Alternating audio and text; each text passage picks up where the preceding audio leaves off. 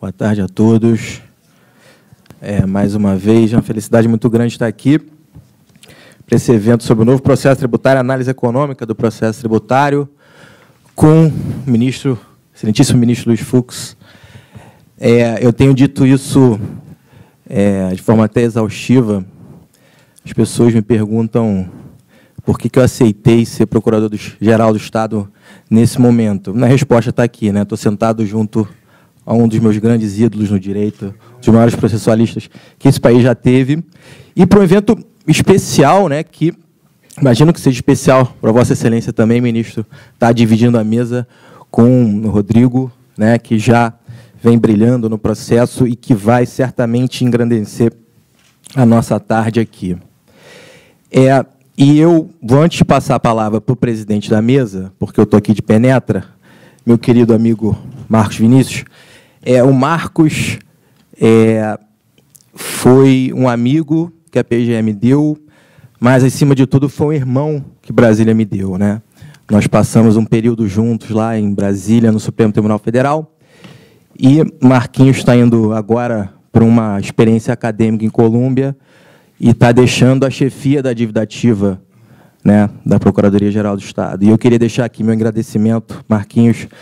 Você sai, mas sai deixando um grande legado. A sua passagem aqui pela dívida ativa certamente engrandeceu muito a atuação da Procuradoria-Geral do Estado. Foi um prazer ter trabalhado contigo, ainda que por esse curto período de tempo. Muito obrigado por tudo, meu amigo.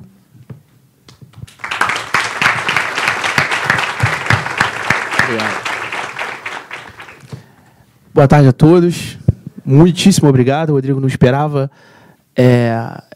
essa fala. Enfim, realmente é um momento, roubando um pouco aqui do tempo do evento, é um momento difícil para mim, né, deixar a dívida ativa nesse momento, no meio de um trabalho que a gente tenta fazer e que é extremamente importante para o Estado do Rio de Janeiro. Mas, por outro lado, a gente sabe que a vida é feita de oportunidades e as oportunidades passam e a gente tem que aproveitar o momento certo, pessoal, profissional, familiar, para poder agarrá-las. E esse meu momento chegou. Eu tenho uma alegria muito grande de ser procurador do Estado, é a carreira que eu escolhi, não é a primeira carreira que eu já fiz parte, né? Já tinha trabalhado em vários outros lugares, escolhi estar aqui e sou muito feliz porque tenho a alegria de estar num lugar com profissionais admiráveis e com grandes amigos. E você, com certeza, é um amigo, um irmão que Brasília me deu, como você falou, naqueles momentos difíceis, de muito trabalho, de muita pressão nos gabinetes dos ministros. A gente teve um convívio super importante e ali nasceu essa relação que realmente eu guardo num lugar muito especial. E fico muito feliz e muito tranquilo de saber que a Procuradoria-Geral do Estado do Rio de Janeiro vai continuar a ser comandada por você, pelo Cláudio, pelo Fernando, outros grandes e queridos amigos e profissionais admiráveis. Hoje é uma alegria muito grande estar aqui e presidir essa mesa, do lado também do meu amigo Rodrigo Fux, enfim, que eu já conheço de longa data, tenho um carinho muito grande, muito bom revê-lo nessa circunstância, e estar do lado do ministro Fux, que para todos nós é um espelho, é uma inspiração. Eu tive a oportunidade de trabalhar no gabinete do ministro Barroso e durante 1 ano e meio pude acompanhar ainda mais de perto as sessões do Supremo, o trabalho do ministro, a sua importância, a sua liderança, tanto na parte processual quanto também na parte de direito público, né, o nascimento do novo Código de Processo Civil, que eu acredito que o ministro vai ter oportunidade de falar aqui, né, todo o processo de construção das regras que deram origem ao novo Código. Então, é uma alegria muito grande presidir essa mesa. Para mim, é estar entre amigos num evento que eu acho que, mais uma vez, coloca a PGE na vanguarda das principais discussões jurídicas no Brasil. É um tema extremamente importante, esse que vai ser tratado aqui. E a gente tem a oportunidade de ouvir um dos maiores juristas do país, né, que mais do que uma função de iluminar as nossas mentes com seus ensinamentos jurídicos, de também liderar esse processo, muitas vezes, no âmbito do Supremo Tribunal Federal, a gente poder ouvi-lo falar, eu acho que é uma oportunidade única. Espero que todos vocês façam um ótimo proveito desse momento.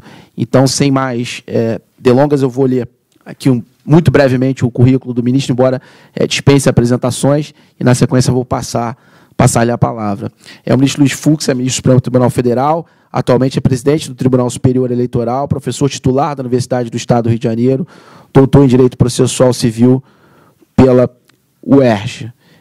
Ministro, a palavra é toda sua, seja muito bem-vindo aqui na nossa casa, na Procuradoria-Geral do Estado, é sempre um prazer tê-lo aqui. Desculpa, ministro, só perdão, uma gafe imensa, eu esqueci de falar aqui do meu amigo Rafael Pepe, pessoa sem a qual esse evento aqui não estaria acontecendo.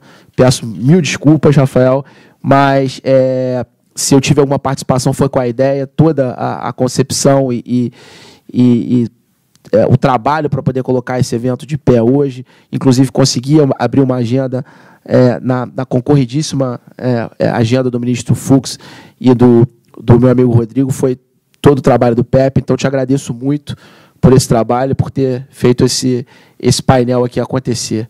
Muito obrigado, ministro. Você tem a palavra.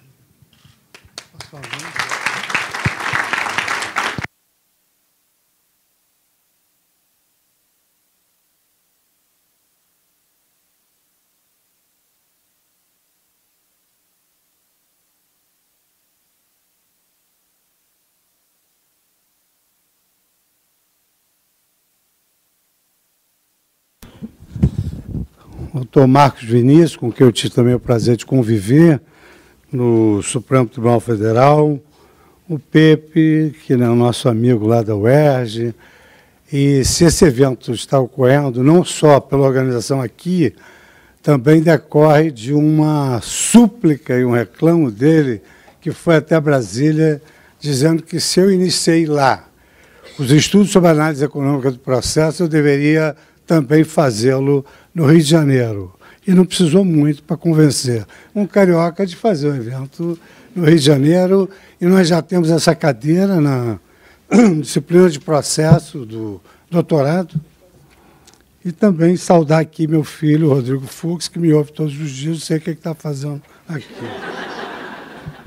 Bom, mas de qualquer maneira, é sempre um prazer muito grande poder voltar aqui ao meu passado. Eu fui estagiário da Procuradoria-Geral do Estado, trabalhei com o queridíssimo professor Barbosa Moreira, de sorte que voltar aqui sempre me traz uma sensação de saudade. Saudade que se renova quando eu vejo aqui ex-assessores, Felipe Derble, o Guilherme Socal, e que eu estou vendo aqui são os dois, e que me deram muito prazer de me coadjuvar no Supremo Tribunal Federal.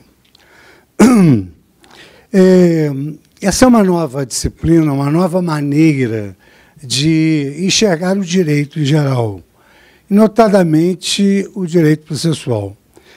A análise econômica do direito, na verdade, ela não se aparta do próprio objetivo da economia, que se traduz em eficiência. Então, a análise econômica do direito processual civil, ela visa exatamente a que o processo civil se desencumba com mais eficiência, quer no plano judicial, quer no plano extrajudicial. 3 autores, basicamente, se destacaram nessa seara da análise econômica do direito. Na Europa, o professor Louis Cadier, professor da Sorbonne; em Harvard, o professor Steven Chavel; em Stanford, o professor Michel Polinsky. E há um dado interessante, porque a análise econômica do direito surgiu como uma disciplina obrigatória na Universidade de Chicago, Law and Economics.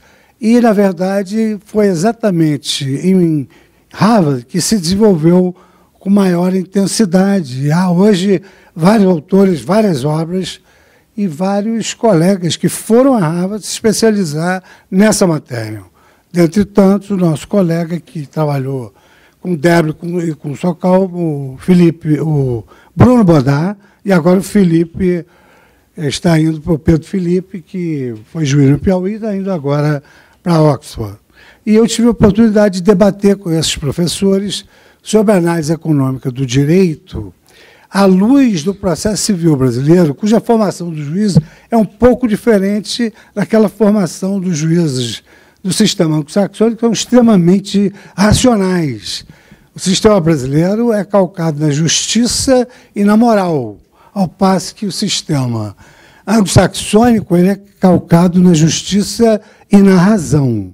Então, só para vocês terem uma ideia, no sistema anglo-saxônico, a possibilidade de utilizar um determinado equipamento que salve vidas justifica racionalmente que se deixe ao desabrigo uma vida humana, que se deixe morrer um cidadão, por conta aquela máquina vai ser útil para diversos outros doentes, outros pacientes. E eu lancei um desafio dizendo que eles jamais veriam algum julgado do Supremo Tribunal Federal que autorizasse os juízes a relegar uma vida humana à própria sorte e deixar um paciente falecer pelo fato de que a máquina pode servir a outras pessoas. Então, essa, digamos assim, superutilização daquela máquina, no direito brasileiro, certamente reclamaria uma outra estratégia de utilização da máquina, mas jamais se deixaria uma vida humana ao desabrigo. E o fato de um sistema processual obedecer aos reclamos da análise econômica do direito é tão importante que o professor Simeon Djankov assenta que o sistema processual é extremamente importante para o Banco Mundial sob a análise do ranking Doing Business, ou seja, dependendo do sistema processual, o país está ou não incluído num ranking de Doing Business. E, praticamente, eles preconizam que, sob o ângulo da análise econômica do direito, um sistema processual econômico há de conter, em primeiro lugar, uma tutela que leve um tempo razoável para ser prestada, né? Uma resposta judicial que seja prestada num prazo razoável, que haja instrumentos eficientes de tutela de crédito às minorias, que o sistema preveja meios alternativos de solução das questões submetidas ao judiciário, e também que as partes possam empreender a contratualização do processo, ou seja, elas possam ser sujeito ativo daquele case management, e, além disso, que também o juiz saia daquela sua posição passiva e seja um verdadeiro gestor do processo. É uma análise completamente diferente daquilo que nós temos aprendido e aprendido, porquanto esse objetivo da eficiência leva a um certo paradoxo diante do direito brasileiro. Porque se há uma regra no direito brasileiro, hoje já acrescida da tutela inibitória, no sentido de que nenhuma lesão ameaça a lesão, deve escapar à apreciação do judiciário, a análise econômica do direito visa exatamente que as pessoas não acessem o judiciário. Ela estabelece uma série de estratégias para que as pessoas não recorram ao judiciário e resolvam todas as suas questões, os seus problemas, no plano extrajudicial. Então, por exemplo, diz o professor Chavel, se a parte pretende 100 e o réu pretende não pagar nada, o autor deve fazer um raciocínio de que ele pode obter pelo menos 50, mas ele vai gastar 20 de despesas processuais. Por outro lado, o réu pode não querer pagar nada, mas pode ser condenado a 50. Mas, de qualquer maneira, também vai ter 20 de despesas processuais. Então, se nenhum deles se tornar intransigente, e sob o ângulo da análise econômica, que avalia custos e benefícios, em 30 eles vão fazer uma conciliação e vão evitar o acesso à justiça com a resposta judicial muito delongada. E eu pergunto e respondo, porque todo mundo que pergunta já sabe a resposta. Será que o direito brasileiro, nesse novo código, conseguiu contemplar as figuras inerentes à análise econômica do direito? E a resposta é, efetivamente, uma resposta afirmativa. Em primeiro lugar, o núcleo essencial do novo Código de Processo Civil é a duração razoável, com a eliminação de formalidades, com a eliminação de prodigalidade recursal e com a eliminação de litígios de massa, trazendo a lume. Quanto às formalidades, uma eliminação de inúmeras formalidades, eu lembraria apenas uma, que nós terminamos com a diferença entre competência absoluta ou relativa para efeitos de incidente próprio, recurso próprio que levava o processo a ficar estagnado, aguardando aquela decisão. Mesmo na incompetência absoluta, nós entendemos de aplicar a translatio iudice, ou seja, o juiz absolutamente incompetente apreciou a causa. Não era competente. Providência cabível manda para o juiz competente. E o juiz competente pode ou não proferir uma outra decisão. Aqui um companheiro de velha data, que eu fui estagiário aqui na Procuradoria Judicial com 22 anos. Lá se vão o quê? Uns 5, 6 anos. Sabe? Então, as formalidades, por exemplo. Um segundo aspecto interessante, não há mais duplicidade de processo cautelar, processo principal. O autor formula o pedido de urgência e depois, 15 dias depois, ele adita a petição judicial. Em segundo lugar, prodigalidade recursal, diminuímos os casos de cabimento do agravo. E outras reduções que fizemos em termos recursais. E, finalmente, o incidente de resolução de demandas repetitivas passou a resolver a questão da litigiosidade desenfreada, né? E além do que consagra o princípio da segurança jurídica e da isonomia. Porque julgado o IRDR, aquela tese se introjeta em milhões de causas e aí faz-se a justiça igualitária e, ao mesmo tempo, transmite-se segurança jurídica através da previsibilidade daquela tese jurídica que foi solucionada no incidente de resolução de demandas repetitivas. Agora, vejamos esses outros aspectos mais sutis da análise econômica do direito. Em primeiro lugar, a contratualização do processo. Ou seja, as partes devem ter uma participação maior, já que ingressaram no judiciário. E, de sorte que o professor Luiz Cadia dizem que elas podem combinar um negócio processual o mais amplo possível. Então, eu me recordo, quando era juiz da 9ª Vara Civil, que os litigantes ingressavam no meu gabinete e pleiteavam: senhor juiz, nós não queremos nada, nós queremos, ele vai formular o pedido, já formulou, eu vou me defender, o senhor dá a sentença que o senhor der, nós vamos nos curvar. Então, hoje, as partes, assim como elas podem contratar um juízo arbitral, elas podem chegar em juízo e dizer: senhor juiz, eu quero esse procedimento. Nós já acordamos com esse rito. Pedido, defesa, uma perícia, e o senhor decide, e para nós esse negócio processual acerca do rito está resolvido. E isso também, digamos assim, converge para a duração razoável dos processos. E eu entendo que esse artigo 191 do Código, ele tem de ser lido da maneira mais flexível possível. Eu vejo assim, doutrinas, claro, não se pode dispor sobre poderes do juiz, mas tudo que pertence às partes é possível renunciar ao direito, clausular que não vai recorrer, estabelecer meios de prova, enfim, provas lícitas, evidentemente. O Marco Antônio sabe bem disso, porque é a nossa tarefa lá na UERJ, também companheiro da UERJ, dessas abordagens menos ortodoxas, mas que também não são heterodoxas à luz da análise econômica do direito, que visa exatamente a eficiência do sistema processual. Não há nada mais eficiente do que as próprias partes poderem negociar quanto tempo vai levar o processo, como é que começa e como é que termina. E, aliás, por falar nisso, as partes podem, inclusive, estabelecer um calendário.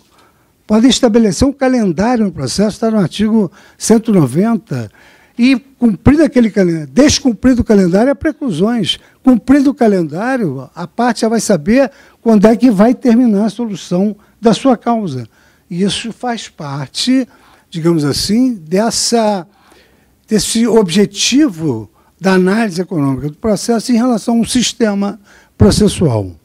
A ordem cronológica dos processos é algo necessário à análise econômica do direito processual, porque um processo que não termina, evidentemente, não traz segurança jurídica e não é eficiente à luz da economia. Porque a análise econômica do processo, ela não leva em conta só os custos financeiros, ela leva em conta o custo social do litígio, quais são os órgãos incumbidos, como eles são encarregados de participação no processo a gastos. É preciso municiar as instituições de órgãos próprios para litigar em juízo.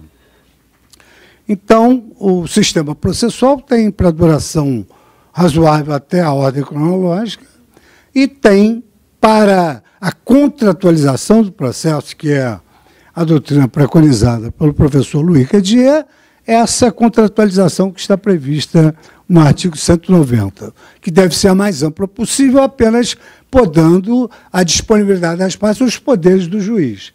Mas os poderes do juiz no negócio processual se reduz muitíssimo à homologação daquele acordo pela disponibilidade do direito, pelo objeto lícito, e depois chancelar, e aquilo já pode ser realizado. Inclusive, a duração razoável dos processos inclui atividade satisfativa, está no Código. Então, pode negociar, inclusive, a execução também. Uma questão interessante foi a abordagem que a análise econômica faz sobre o desestímulo às ações frívolas. Quer dizer, isso fica um pouco assim, em princípio,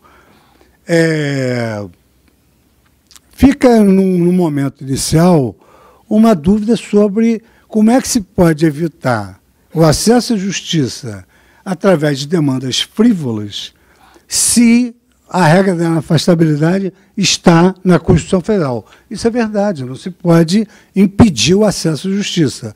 Mas há que existir meios de dissuasão. Então, por exemplo, o professor Steven Chavel, ele é clássico no sentido de que custos altos e sanções econômicas do processo são os melhores instrumentos para evitar as aventuras judiciais e as demandas frívolas. De que maneira o Código faz isso? O Código estabelece normas de comportamento segundo a boa-fé, o Código estabelece condutas que representam atentado à dignidade da justiça, e, sem prejuízo, nós temos aí a novidade da sucumbência recursal. Então, o professor Steven Chavel fala em efeitos inibidores, aterrorizantes, ele chama de chilling effects. Tem que ter esse tipo de efeito para evitar que a parte ingresse em juízo. E é uma realidade subjacente no sentido de que, onde os custos são maiores, menor é o nível de judicialização. Ou seja, esse aspecto econômico tem uma influência muito grande. Com relação aos meios alternativos, até discutimos isso hoje de manhã, com relação aos meios alternativos de solução dos litígios, o Código foi enfático em estabelecer que é dever do juiz insistir, investir na conciliação desde o início do processo. Aliás, essa é uma promessa que está no nosso ideário da nação, que é na Constituição Federal. Os juízes devem tentar a solução dos litígios em todos os graus de jurisdição. E isso ocorre porquanto o primeiro ato do juiz do processo é exatamente determinar o início do feito, designando uma audiência de conciliação, que é o melhor momento sob o plano econômico para que se realize essa transação. Na medida em que as partes não se desgastaram, nem economicamente, nem psicologicamente, porque a análise econômica do processo, ela trabalha com a psicologia hedônica. É uma ciência interdisciplinar. Ela leva em consideração o aspecto psicológico do litigante. E isso aí não é muita novidade no sistema brasileiro. Se os senhores se recordarem do recurso adesivo, vão verificar que o recurso adesivo foi estabelecido para que uma parte pudesse dissuadir a outra de recorrer, se ela recorresse também. Então, por exemplo, a parte pediu X mais Y, obteve X, não obteve Y. Então, ela avisa a outra parte. Se você recorrer para obter Y também, eu recorro para não pagar nada. É um recurso adesivo que trabalha com esse dado psicológico, com esse estado de ânimo dos litigantes. E é interessante falar no estado de ânimo dos litigantes que há hoje obras da análise econômica do direito que tratam da felicidade e o direito. Até o título é Happiness and the Law. O professor Jonathan Meisel diz que uma parte só faz acordo se ela sair do judiciário com a sensação de justiça e de felicidade. E eu já tive a oportunidade dessa tribuna, quando o Código entrou em vigor, de mencionar um caso meu, que eu não conto outras coisas, senão aqueles casos pelos quais eu passei essa experiência. Um caso lá da nona vara civil, que um cidadão estava prestes a ser desalijado do imóvel, e como eu tinha participado de um evento na Casa do Cardeal sobre a questão pastoral da terra, e metade da plateia de favelados, metade de jurídicos, e ali saiu um documento lavrado a 4 mãos em que se pleiteava que o juiz não devia desalijar uma pessoa sem antes saber se por trás dela não havia uma família, porque muitas vezes é o varão que assina o documento, vai embora e deixa uma família, crianças ao desabrigo. Então, lá naquele evento, nós tivemos a sugestão da população hipossuficiente de perguntarmos ou de convocarmos a família também que residia no imóvel. Mas, normalmente, sempre se apresentava aquele que assinara o documento. E eu, certa feita, na vara, me deparei com um caso desse, um cidadão que assinara um documento de comodato, um empréstimo gratuito de um terreno, e que no prazo legal não desocupou. Eu poderia ter dado uma liminar, ação de força nova, uma liminar para desocupar, mas me lembrei do encontro na Casa do Cardeal e convoquei a família. Aí apareceu ali um cidadão. Eu até conto o caso pitoresco, que ele apareceu, de um lado, uma grande entidade bancária, com vários advogados, com canetas laser, palm top, e míssil antiaéreo, enfim, tudo que de mais especializado, e ele apareceu sozinho, sem advogado, e ainda estava tão tranquilo que penteava o cabelo com um pente Flamengo, e eu sou um tricolor doente. Eu falei, meu Deus do céu, desgraça pouca bobagem, esse homem veio aqui para me provocar, não é possível. E aí, iniciada a conciliação, eu perguntei a ele, o senhor assinou esse papel? Eu assinei, sim. O senhor saiu no prazo? Não saí, não. Eu falei, mas o senhor pode sair a qualquer hora, o senhor não tem preocupação? Aí ele falou, não, eu realmente assinei. Aí eu perguntei a ele assim, o senhor tem uma família? Aí ele falou assim, ainda não. Não tinha ainda uma família. Aí eu fui um pouquinho mais adiante, perguntei, quanto tempo o senhor precisa para desocupar? Qual o prazo que o senhor precisa sair? Porque a gente tinha o hábito de fazer acordo para desocupar a ação de despejo, possessória, 10 meses, 6 meses. Ele falou assim, meio-dia. Meio-dia.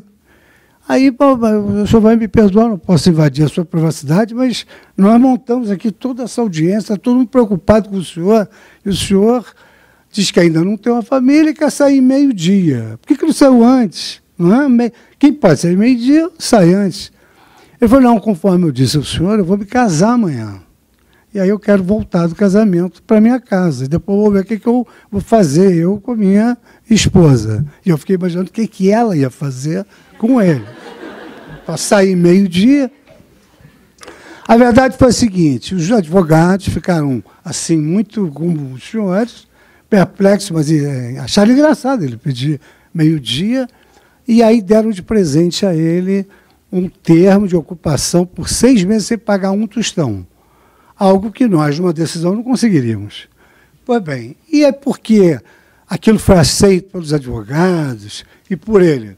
Porque saíram do juízo com aquela sensação de justiça e felicidade a que se refere o professor Jonathan Meisel, que trata da análise econômica do direito e que é uma cultura nova. Isso tem que estar na cabeça do juiz, tem que estar com os advogados. Quer dizer, os profissionais têm de saber como é que se pode solucionar uma questão sem ingressar no judiciário.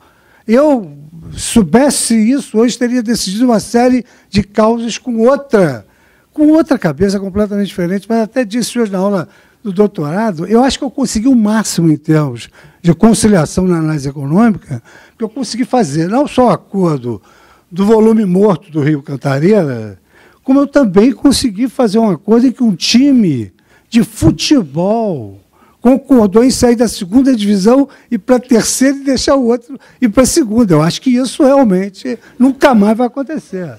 Porque essa não tem razão nisso, só paixão.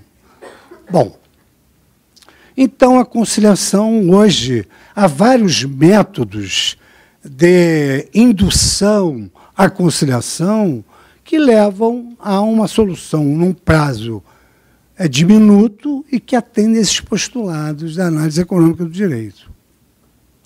E um dos fatores indutores da conciliação é o que eles denominam na análise econômica do direito de estoque de capital jurídico. O estoque de capital jurídico é a jurisprudência.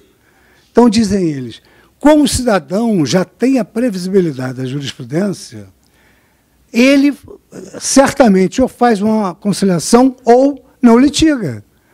Então, há uma cidade dos Estados Unidos, Delaware, em que estão ali as 500 maiores corporações dos Estados Unidos. O índice de litigiosidade lá é de 4%. 96% se resolve fora da justiça. E 4% só que é judicializado. Por quê? Porque Delaware tem uma corte com uma jurisprudência estável, coerente e íntegra sobre a atividade empresarial. Então, eles já podem prever se eles estão certos ou estão errados. E os advogados, que eu até já assisti esse diálogo, eles se submetem e conversam com outro colega nesse sentido. Olha, você vai perder a causa porque a jurisprudência é assim. Ah, você tem razão, então vamos sentar para tentar uma conciliação aqui para as nossas empresas. Então, a força da jurisprudência também é muito importante. Eu relembraria que os juízes de primeiro grau, eles podem julgar inicialmente uma causa, pode julgar improcedente in limine, sem ouvir o réu, porque eles estão julgando improcedente, com base na jurisprudência escalonada em ordem hierárquica, no Código, jurisprudência do Supremo, STJ, e, se o caso for local, jurisprudência do Tribunal Local. Então, eles podem rejeitar liminarmente o pedido no mérito, se essa adesão estiver de acordo com a jurisprudência predominante. Não viola o contraditório, porque o réu não vai ser prejudicado. E, por outro lado, o que é mais importante, não cabe recurso dessa decisão, porque hoje é requisito de admissibilidade de recursos não querer se voltar contra a jurisprudência predominante, sumulada, jurisprudência dos repetitivos, repercussão geral, IRDR, etc. Então, além da previsibilidade, além da segurança jurídica, além do fato de que todos são iguais perante a lei, também são iguais perante a jurisprudência, a análise econômica traz uma eficiência sui generis na medida em que, de acordo com a jurisprudência, o juiz pode decidir de maneira irrecorrível. Por fim, que o nosso horário tem também a análise econômica dos voos. A gente não consegue fazer com que eles esperem um pouco. Não, e outra coisa, eu também sempre digo o seguinte, chega nos Estados Unidos, na Inglaterra, aí a pessoa você tem 20 minutos para falar, ou 15, e cada painelista é 5, e está ótimo, porque é só a ideia central, não há possibilidade de uma palestra de 1 hora lá, sem nenhuma... Porque o importante é o germe da nova ótica, que depois cada um vai estar, nossa turma lá do doutorado, cada um fala meia hora, no máximo, 40 minutos, e depois eles vão apresentar um denso trabalho que nós vamos até lavrar uma obra lá, uma obra em Brasília. O importante é saber dessa nova concepção do direito em geral e do direito tributário. Então, diz a lei, diz o Código, que essa eficiência do processo tem de ir até a atividade satisfativa, que não é senão a execução. Então, o novo código, tem várias influências da análise econômica do direito. Por exemplo, houve uma enumeração bem mais ampla de títulos executivos. Segundo, o próprio Código diz que a parte, mesmo municiada de um título executivo, pode requerer uma tutela antecipada de entrega de soma, em que o processo começa por onde termina a execução, com a entrega da soma. Pode haver penhora online e penhora de faturamento. Na execução, a fase de pagamento, a primeira modalidade é a adjudicação, é a entrega da coisa para o credor. Se tiver saldo, devolve o resíduo. Se não tiver na avaliação, prossegue a execução. E no campo tributário, e eu hoje até afirmei isso, a análise econômica serve para todos os ramos do direito. É uma questão de análise da eficiência do direito com essas estratégias, com a teoria dos jogos. Então, direito de família, direito civil, a teoria é uma cultura nova.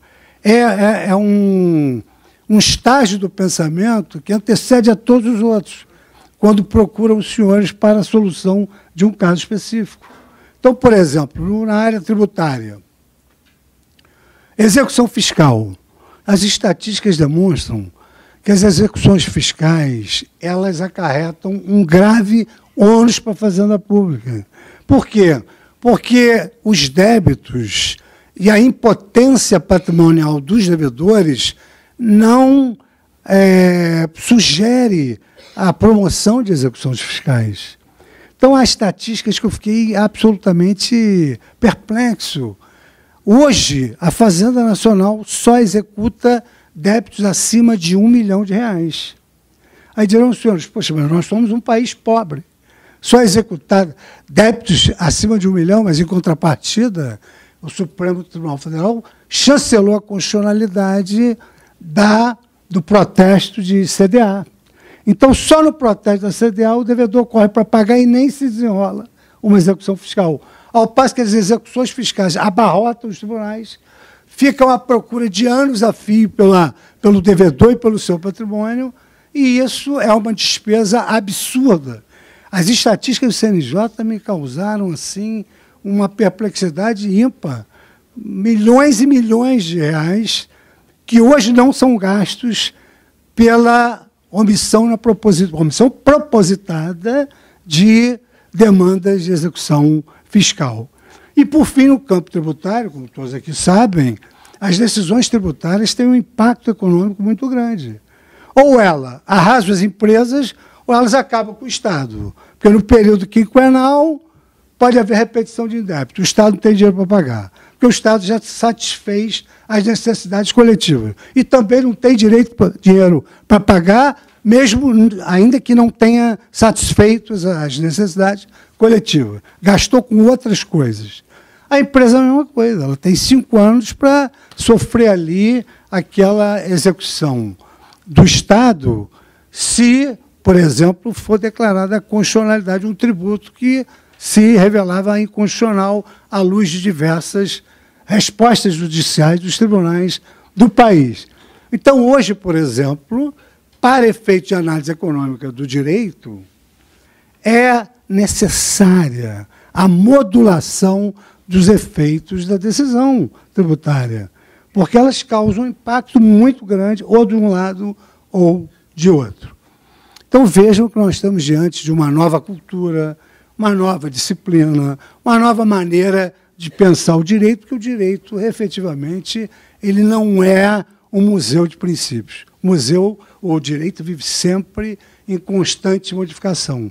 E aí, quando eu era do primeiro período, lendo a obra de Carl Engels, Introdução ao Pensamento Jurídico, eu colhi a seguinte passagem que se aplica a essa novidade do direito, que é a análise econômica. Cesare Vivante dizia, altro tempo, altro direito. Um outro tempo, um outro direito. E nós estamos entrando nessa fase. E Carl Engels afirmava numa passagem de Julius Kirchmann que somente o Sol e as estrelas continuam brilhando como sempre desde a criação do universo. Mas o direito está em constante evolução na medida que é um instrumento da vida das pessoas que sofrem e da esperança daqueles que intentam viver. Muito obrigado pela atenção.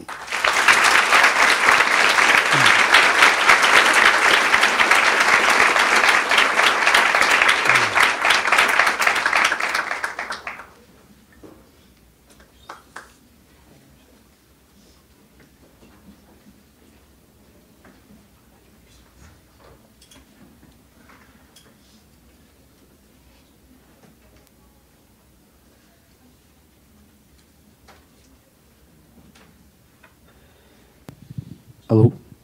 Pronto, esse é ligado. Bom, acho que foi excelente, sensacional, sem palavras, foi ótimo. A palestra, enfim, eu não vou me furtar de fazer comentários agora, teria várias provocações, apesar de concordar em cheio com o ministro, gostaria de levantar algumas questões para o debate, mas eu vou, sem mais delongas, passar afinal de contas, eu sou só o presidente, o debatedor, meu amigo Rodrigo Fux. Então, vou passar o microfone para que ele possa cumprir sua função de debatedor. Só antes vou apresentá-lo. Rodrigo Fux é advogado, sócio das áreas de contencioso e arbitragem do Fux Advogados, mestre e doutorando em Direito Processual pela Universidade do Estado do Rio de Janeiro, membro do Instituto Brasileiro de Processo Civil, integrante do Corpo de Árbitros do CBMA, Centro Brasileiro de Mediação e Arbitragem. Meu amigo Fux, você tem a... Boa tarde a todos. Acho que só complementando o que foi suscitado da tribuna, realmente eu acho que eu não sei o que eu estou fazendo aqui. Acho que a palestra está encerrada depois dessa exposição sobre o tema. Mas antes de fazer algumas observações que eu acho relevantes para o tema, queria cumprimentar o Rodrigo Zambão, em nome da Procuradoria, e aí, por ordem cronológica, pelo critério de tempo que eu conheço do meu coração, Rafael Pepe, que é um amigo que eu conheci agora no doutorado, tem aproximadamente 6 meses, e que eu tenho a impressão de que eu conheço ele há muitos anos e a certeza de que vou levar essa amizade para o resto da minha vida. O Dr. Marcos Vinícius Barbosa, que eu carinhosamente tenho a honra de chamar de Marquinhos, que eu conheço da época de graduação, de fatos da vida onde nós não usávamos terno e gravata, ou pelo menos daquele momento, muitos fatos, imagino que todos publicáveis, né, Marquinhos? Graças a Deus. E por fim, cumprimentar o ministro Fux. Aqui eu preciso confessar a vocês, em primeiro lugar, eu sei que vocês não estão vendo, mas eu tenho uma bigorna aqui nas minhas costas, que é uma bigorna de responsabilidade muito grande, porque falar primeiro depois de um ministro supremo não é uma tarefa fácil. Depois falar ao lado do seu pai, orientador do mestrado, e exemplo, obviamente, que no direito e na vida não é tarefa fácil. Eu estou vendo aqui na plateia muitas pessoas que eu conheço, muitos amigos, e todas essas pessoas sabem que eu tenho um apreço muito grande pela informalidade. Eu acho que a informalidade aproxima as pessoas, e esse mundo ainda é feito de pessoas, são essas pessoas que vão mudar tudo que está de errado e tudo que a gente vem assistindo. Mas eu preciso confessar que é muito difícil eu me referir a ele como ministro, e teve um fato curioso, agora depois de passado, que no primeiro dia da aula no mestrado, eu fui randomicamente escolhido para fazer a primeira apresentação, randomicamente. E daí a gente estava falando sobre os institutos do novo Código de Processo Civil, e em um determinado momento sobreveio o tema de tutela da evidência, que foi a tese do meu pai, com orientação do professor Ovidio Batista. Eu, no meio da apresentação, disse, inclusive, essa tese veio pelo Brasil, através do meu pai, ele parou na hora, a aula, falou assim, Rodrigo. Quando chamou de Rodrigo, já gelei da cabeça aos pés, né?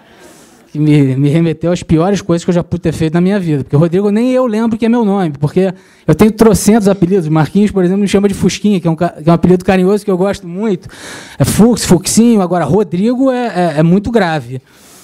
E aí ele parou e falou assim, Rodrigo, eu aqui sou coincidentemente seu pai, mas eu sou o professor Fux. Eu falei, perfeitamente, professor. Então, eu vou tentar me controlar e fazer referência a ele como ministro. Mas é que é tipo o Pelé falando dele, a terceira pessoa, o Pelé, é ele, meu pai, eu estou todo dia, ele perguntou o que eu estava fazendo aqui, então é um pouco difícil para mim. Mas... obviamente que eu não, ainda mais depois da palestra, não venho da aula aos senhores e ensinar esse novo instituto, que na verdade não é novo, é uma realidade. Eu trago aqui 2 exemplos que para mim são bastante emblemáticos nesse sentido, que é especialmente no prisma do direito tributário, e o primeiro, e eu vou explicar o porquê que eu falo de primeiro. O primeiro refis, programa de parcelamento do ano de 2000. Eu estou dizendo primeiro para não apanhar, porque eu sei que eu estou no meio de procuradores que também litigam na Fazenda, perante a Fazenda Nacional. Eu não vi ainda nenhum dado empírico se, de fato, os programas de parcelamento eles fomentam a adimplência ou a inadimplência do contribuinte. Então, na primeiro programa de parcelamento, e consta muito claramente na exposição de motivos, e aí, reparem, senhores, que nós estamos falando do ano de 2000, que a análise econômica do direito já constava, ainda que não expressamente, ainda que intuitivamente o legislador quisesse o fazer. A exposição de motivos revela claramente que, de um lado, a preocupação do legislador era o recebimento, obviamente, daqueles valores, inadimplidos até então, de maneira parcelada, mas, de outro lado, numa análise racional, permitir com que as empresas não quebrassem. Porque essas empresas não quebrando, racionalmente, isso geraria em prol da economia. Então, se nós decantarmos toda a doutrina de análise econômica do direito, e aqui a exposição foi feita toda em cima do novo Código de Processo Civil, e quem sou eu para comentar qualquer coisa do Código de Processo Civil depois da palestra do meu pai? Então, sob o prisma de política pública, que eu acho relevante, eu falei pai, né? Desculpa. Eu notei. O que eu acho interessante notar é que as palavras de ordem, se nós decantarmos toda a doutrina clássica e moderna sobre o tema, desde o teorema de Coase, passando por Posner até a teoria dos jogos, e como se suscitou, vou falar assim, como se suscitou na tribuna sobre a teoria dos jogos e sobre o professor Steve Chavel, você tem duas grandes palavras de ordem. E isso é muito importante que a gente tenha, porque uma vez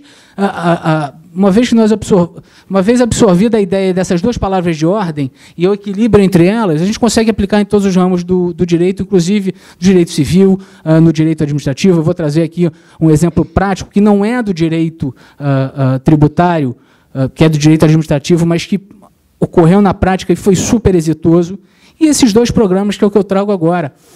Primeiro, as duas palavras de ordem são racionalidade e eficiência. Essas são as duas grandes palavras de ordem, independentemente da área do direito que nós estivemos analisando. Racionalidade, porque a análise econômica do direito ela analisa as condutas pessoais, racionais, mas fomentando essas condutas em prol da coletividade. E eficiência, porque ela fomenta essas condutas individuais, que acabam sendo coletivas, em prol do bem-estar. E o equilíbrio, justamente, essas duas grandes vertentes. E o primeiro programa, pelo menos de parcelamento, me parece que foi super exitoso, tanto que a União e os Estados reproduziram esses programas. De novo, eu não sei, não recebi, se alguém tiver essa informação, vai ser super valiosa, se de fato esses programas eles fomentam a adimplência dos contribuintes ou a inadimplência. Esses dados eu não tenho até então. E o segundo programa, que é um programa absolutamente recente, que eu fiquei impressionado quando eu fui analisar também a exposição de motivos do programa, foi o programa de repatriação de recursos. Esse agora é de 2016. Basicamente, a União entendeu que poderia absorver, e consta na exposição de motivos, 150 bilhões de reais, repatriando recursos ilícitos, obviamente que no campo de ilicitude preservou-se e reservou-se todos aqueles crimes que, uma vez deflagrados na esfera criminal, uma vez pagos os tributos, extinta estaria a punibilidade, ou seja, só se mudou a metodologia para a extinção dessa punibilidade e pretendeu-se trazer novamente a nossa economia ao fomento das atividades nacionais o valor de 150 bilhões. Ou seja, são dois programas, são duas políticas públicas muito relevantes e que, obviamente, carrega traços fortíssimos de análise econômica do direito, não só do que foi dito, como tudo que se sustenta na doutrina clássica e moderna acerca do tema. E, por fim, só como exemplo, na minha vida prática como advogado, eu posso declinar esse fato, porque o processo não ocorreu em segredo de justiça, e, graças a Deus, já se encerrou, e encerrou bem em prol da população. Eu não sei se os senhores se lembram, mas aproximadamente 4, 5 anos atrás, alguns bueiros explodiram no Rio de Janeiro. Foram 18 bueiros que explodiram no Rio de Janeiro, e, obviamente, que o Ministério Público ajuizou uma ação coletiva contra a Companhia de Gás e Companhia de Luz do Rio de Janeiro. À época, representava a Companhia de Gás, o processo não corrido de segredo de justiça, então posso dizer. E, obviamente, que o pedido liminar é aquele pedido bastante grave, de fecha a empresa, renova em 24 horas toda a tubulação de gás. Enfim, fato é que o juízo de primeiro grau indeferiu aquela medida liminar e chamou as partes para uma audiência de conciliação, uma audiência especial. E os promotores, muito fervorosos naquela preocupação. De fato, a situação reclamava de um cuidado bastante especial, mas o juízo, depois de ouvir as questões técnicas envolvendo as explosões, entendeu por bem indeferir a liminar. Indeferiu a liminar e o processo seguiu o seu curso normal. A situação processual, à época, para a minha cliente, era muito confortável. A situação processual. Mas há inúmeros fatores que tangenciam a ação judicial e que fogem da esfera do processo, como esse custo social, que são muito importantes para que os advogados também tenham essa visão. O fato é, a perspectiva jurídica da ação não era ruim para nós advogados. Só que a perspectiva de imagem para a companhia era péssima, porque a população não sabia o que estava acontecendo, não se sabia como resolver aquele problema, e depois de inúmeras reuniões internas, a companhia entendeu reverter aquele cenário ruim num cenário positivo, e então chamou o Ministério Público para celebrar um termo de ajustamento de conduta, no qual ela renovaria a rede de gás, não aquela que explodiram, até porque os bueiros não eram da companhia, há outros gases no subsolo do Rio de Janeiro que poderiam gerar explosão, não há explosão sem fagulha, então há um sem número de fatores técnicos que nos davam aquele conforto. Mas a companhia entendeu reverter aquela situação complexa e ruim no seu bem. Então, fomentou uma nova campanha de renovação da rede gás, com o mesmo custo das tarifas até então cobradas dos consumidores, celebrou um TAC, apesar de ter, pelo menos até aquele momento, razão jurídica ou razão processual, e encerrou aquele litígio para que ela não precisasse mais ocupar a cabeça dela com aquela ação judicial que se delongaria. Então, esse é um exemplo que não é tributário, mas que pode ser, a gente encontra também na área tributária. Eu vim voltando do doutorado hoje com o Pepe, a gente veio conversando dessa possibilidade dos advogados e dessa nossa mentalidade de também na esfera tributária se celebrar acordos para que a gente possa fomentar não só a manutenção da economia que a gente vem sofrendo bastante, e isso é um dado inegável, como também o nosso Estado do Rio de Janeiro. Cabe a nós também, operadores aqui do Rio de Janeiro, fomentar o nosso Estado, a economia do nosso Estado, as empresas que aqui residem, porque daqui a pouco elas vão se evadir. Eu queria agradecer a atenção de todos. Muito obrigado.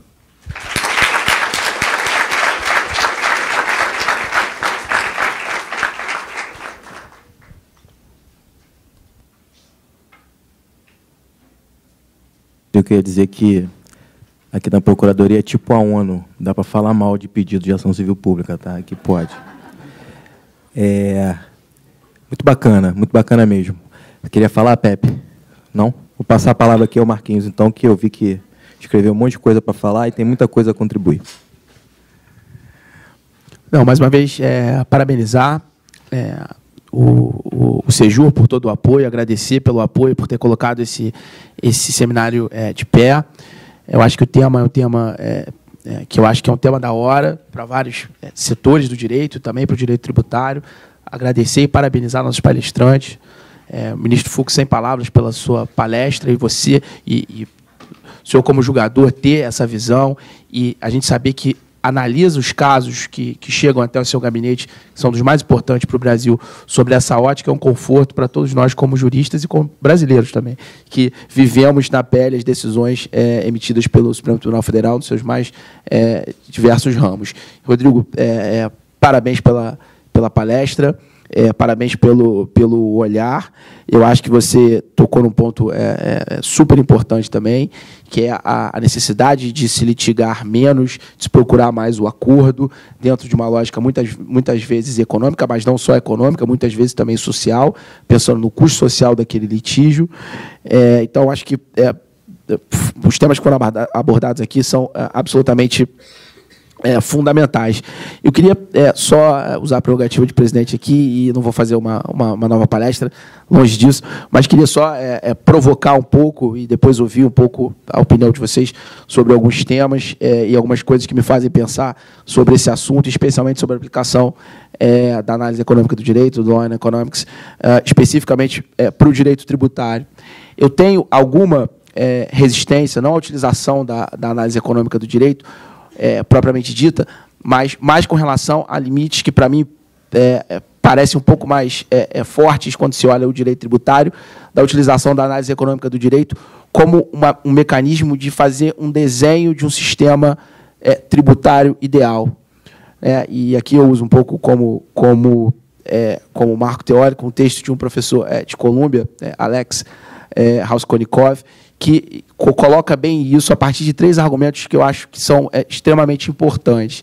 Quer dizer, dentro da ideia de se desenhar um sistema tributário, embora todos os autores que se propõem a isso falem que a eficiência é fundamental para um sistema tributário, você tem alguns problemas práticos, e o primeiro deles é a complexidade de se montar um sistema tributário, que é muito maior, por exemplo, desculpa, Rodrigo, do que a complexidade de se desenhar um bom sistema regulatório de um ramo específico do direito, como o direito do petróleo, ou o direito de energia, e por aí vai. O direito tributário, como o direito de sobreposição, ele acaba, de alguma forma, estimulando negócios nas mais diversas áreas. Os impactos, muitas vezes, são muito complexos de serem previstos.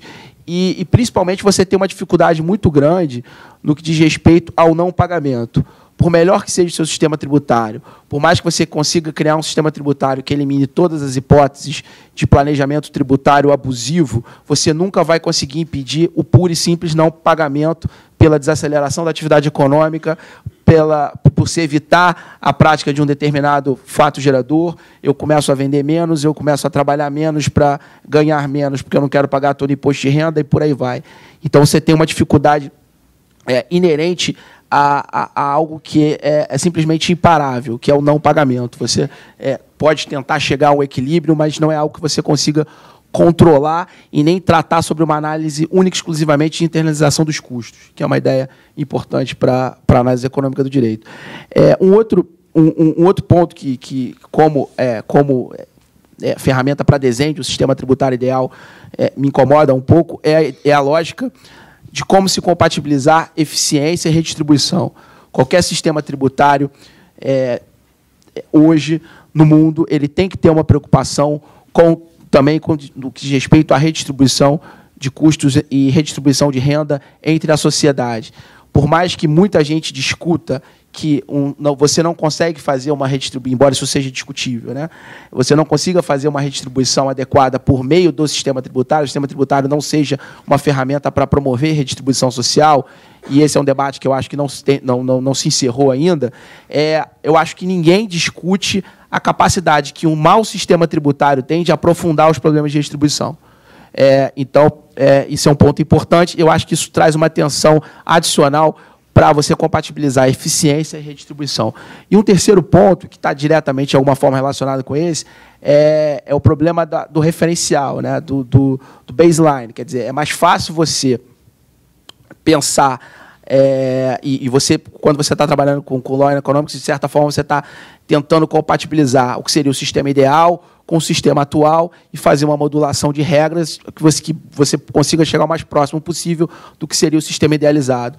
Só que você tem um problema ainda mais forte no direito tributário, que é definir qual é o sistema ideal, que é uma discussão econômica, política, jurídica, social, interminável, que recentemente foi extremamente fomentada por um livro importante do professor Piketty, e reacendeu um debate cada vez mais intenso sobre redistribuição, inclusive nos países mais desenvolvidos e mais ricos.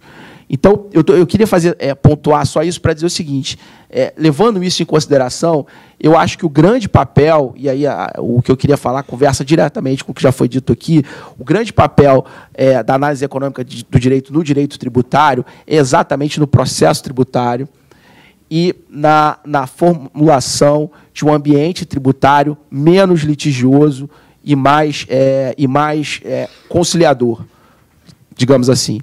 Então, eu acho que aqui está a grande contribuição que o direito à economia tem para dar para o direito tributário, e eu acho que, nesse ponto, a palestra, tanto sua, Rodrigo, quanto do ministro Fux, foram perfeitas nesse sentido, tocando em casos importantes em que você teve essa visão de eficiência atrelada a uma determinada norma ou uma determinada ação do próprio julgador para poder resolver o litígio ou para poder formular uma regra geral de composição de litígios, como no caso do refis, que nada mais é do que uma transação tributária, né, em que as duas partes abrem mão de direitos para poder chegar a encerrar um litígio tributário. Então, eu queria parabenizá-lo, dizer que acho que esse, na minha opinião, pelo menos, eu acho que há um grande caminho a ser percorrido. Eu acho que a gente precisa avançar em termos de transação, a transação tributária precisa ser mais utilizada. Ela foi incluída no CTN ainda com a Lei Complementar 104 de 2001. Poucos estados e a própria União não tem ainda uma lei geral de transação. Houve uma tentativa feita pela Procuradoria-Geral da Fazenda Nacional, quando eu ainda estava lá, nos anos de 2007, 2008, e, infelizmente, essa lei geral está engavetada no Congresso, esse projeto de lei está engavetado no Congresso Nacional. Eu acho que viria em boa hora. Eu preciso dizer que a Procuradoria-Geral do Estado, no que diz respeito ao respeito aos precedentes, que é um outro ponto importante, ainda sobre a gestão do Dr. Leonardo Espíndola, que nos dá honra aqui com a sua presença. Então, o Procurador-Geral editou uma resolução pioneira em termos de advocacia pública, em que inverteu completamente a lógica da litigância, não só em matéria tributária, mas em todas as matérias que envolvem o direito público aqui na casa, para dizer que, naqueles casos em que previamente foram classificados como de menor relevância, a regra é que não seja interposto recurso aos tribunais superiores, e que seja necessária uma autorização da chefia e que se demonstre efetivamente a importância daquela tese para que, a partir daí, seja autorizado o recurso e seja interposto o recurso. Quer dizer, dando a tranquilidade do advogado público, que muitas vezes é questionado por litigar em excesso, mas que também, fazendo um pouco a nossa defesa,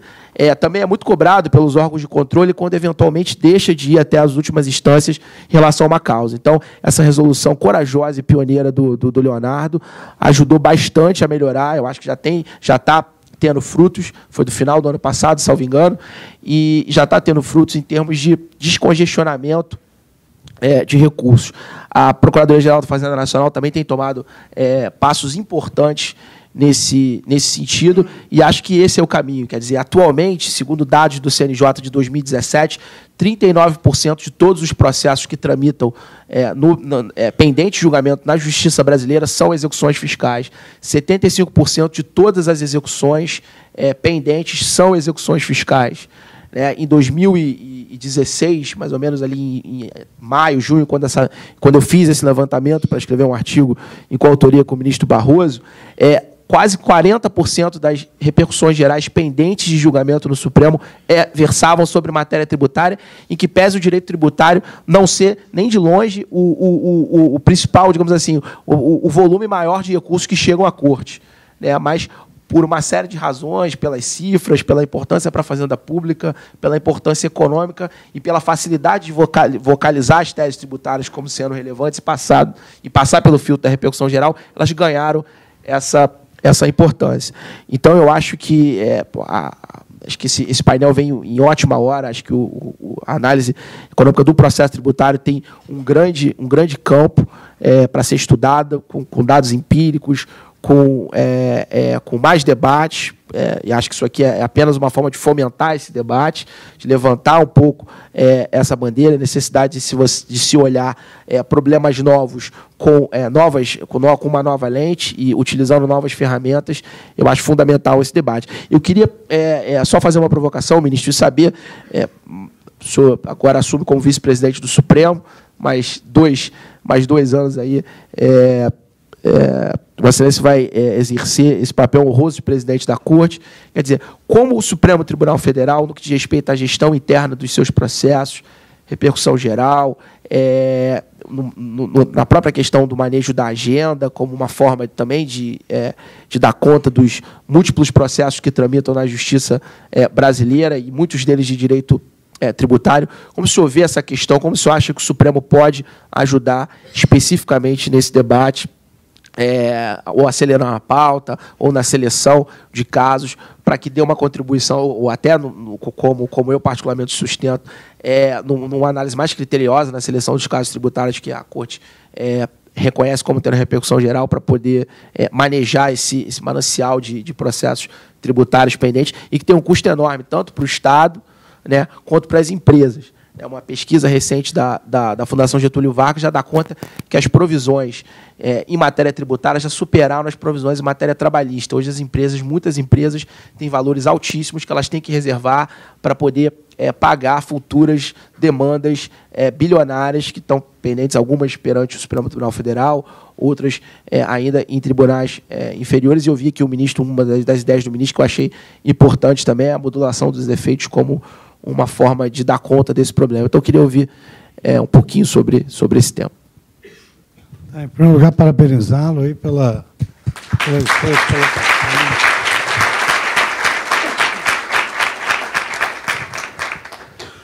Bom, só uma primeira observação das suas ponderadas e justas observações.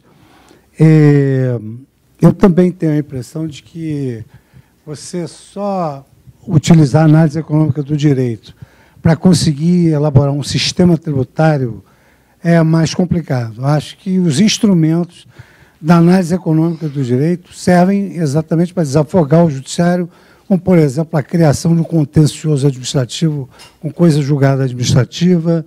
E o caso concreto, a Câmara de Conciliação da AGU tem conseguido alguns acordos assim muito expressivos.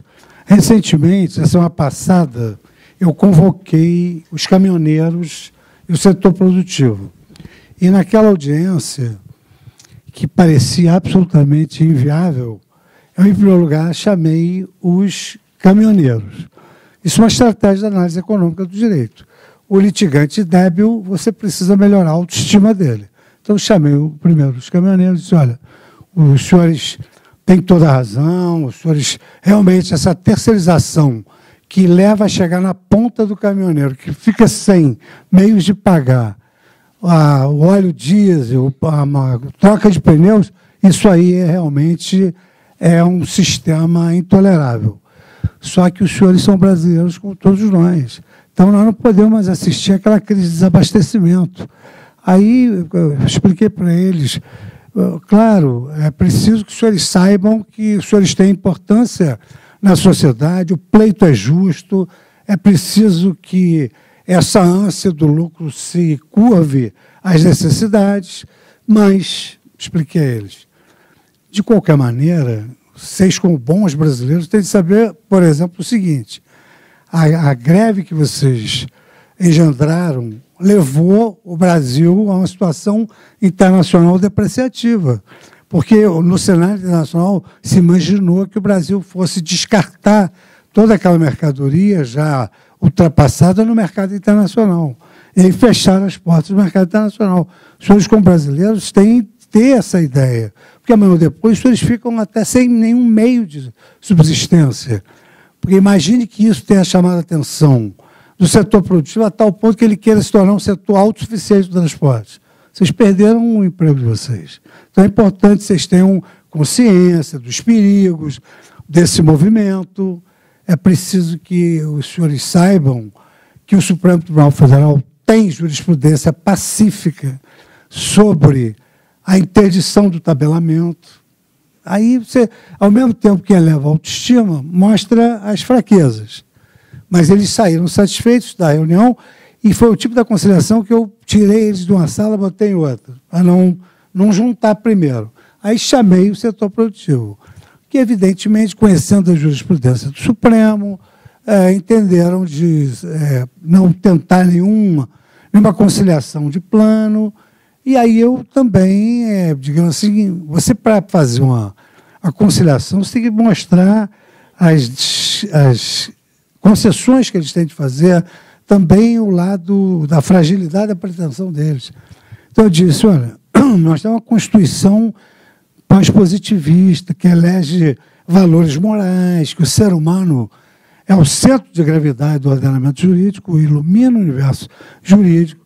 Temos a proteção da dignidade humana, a valorização do trabalho. Então, há todo o enfoque interdisciplinar que pode influir na decisão lá embaixo. Na hora que jogar os dados na mesa, pode dar qualquer coisa. Então, é bom nós termos todas as cautelas possíveis. Então, mostrei as fraquezas de um, aumentando a autoestima, e mostrei as fraquezas do outro, que já estavam com a autoestima muito elevada, chegando ao nível assim, difícil. Não quero falar nada, porque eles resolvem e depois não fazem acordo, eu fico mal. Né? Eles têm que... Não, eles realmente... Aí, lá ao final ali dos debates e tal, os caminhoneiros disseram, não, nós aceitamos negociar. E o setor produtivo disse, bom, nós também aceitamos negociar, já aceitavam negociar. Aí viraram-se para a AGU e disseram, os senhores também não dão nada para nós, podia ter uma desoneração tributária, alguma medida que diminuísse os nossos custos. E no mesmo dia saiu um vídeo do Planalto dizendo, olha, essa coisa de tabelamento não vai dar certo.